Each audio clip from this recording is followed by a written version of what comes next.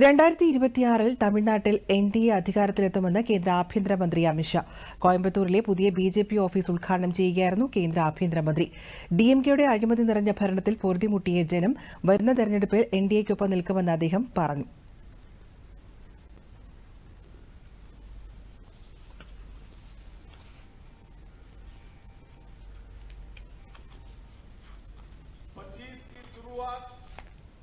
दिल्ली के विजय से हुई है और 26 तमिलनाडु में एनडीए की सरकार के साथ समाप्त करेंगे।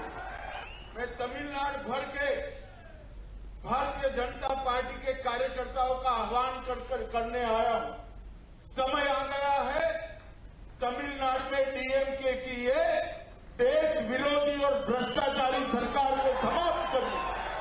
सभी लोग नए उत्साह के साथ लवरेज होकर पैरों में गति लाकर तमिलनाडु के अंदर एनडीए की सरकार बनाने के लिए अपनी कमर कस ले।